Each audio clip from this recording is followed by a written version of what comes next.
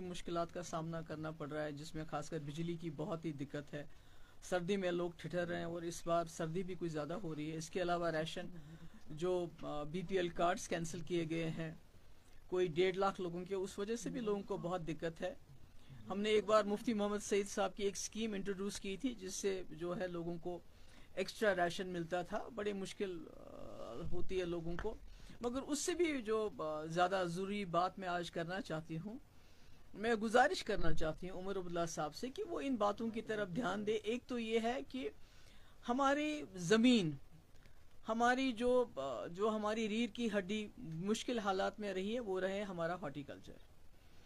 तो जिस तरह जो अभी रेलवे प्रोजेक्ट कहिए, रिंग रोड प्रोजेक्ट कहिए, या जो बारामूला और यहाँ राजौरी हाईवे बन रही है, तो उसका जो ऑन स्लॉट है वो हमारे बागात के ऊपर है, जिसकी वजह से जो हमारे नौजवान जिनको नौकरी नहीं मिल रही है, बागात का काम करते हैं, तो जो वो तबाही हो रही है, उससे मुझे लगता है जम्मू कश्मीर की मईशत पे एक बहुत ही बुरा असर पड़ेगा।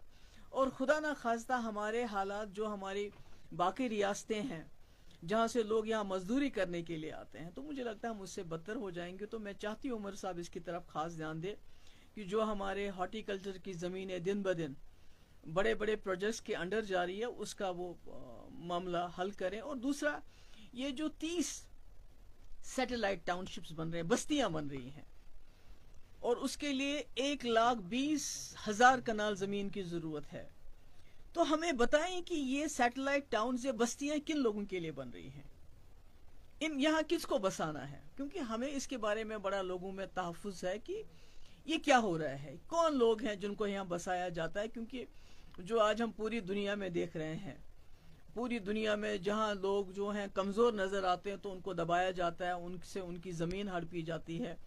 हमारे सामने गाज़ा की बहुत बुरी मिसाल है हमारे सामने। अब देखिए सीरिया में गोलन हाइट्स में क्या हो रहा है, गोलान हाइट्स में। तो यहाँ तो जम्मू कश्मीर में ऑलरेडी लोग बहुत तज़ब्ज़ुब का शिकार हैं।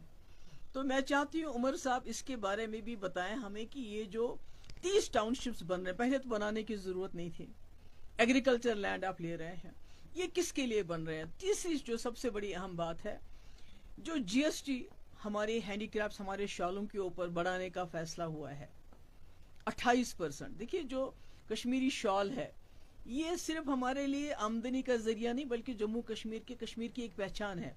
कैश्मीर पूरी दुनिया में इसको माना जाता है। तो आपको याद होगा जब पहले बीजेपी की सरकार थी, उमर साहब तब मिनिस्टर थे और मेनका गांधी जी उस वक्त भी वजीर थी, तो उनके कहने पे उमर साहब ने शाहतूत पे यहाँ बैन लगाया।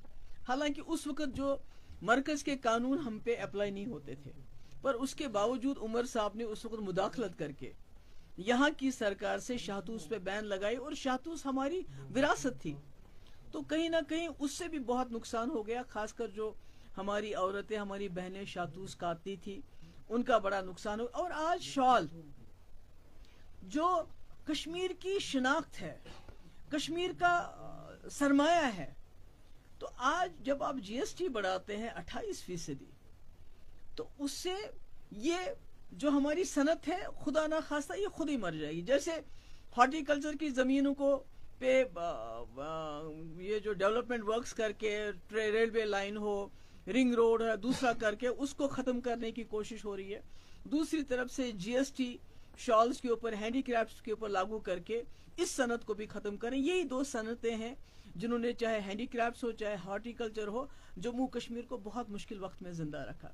तो मेरी बहुत मुतमाना गुजारिश है उमर साहब से कि ये हमारा सरमाया है। आपके पास खुद 50 एमएलए, एक मेजॉरिटी है, आपके पास 3 मेंबर पार्लियामेंट है लद्दाख को लेके। तो मेहरबानी करके खुदा के लिए हमें बताइए सैटेलाइट टाउन्स में किन को बसा रहे हैं।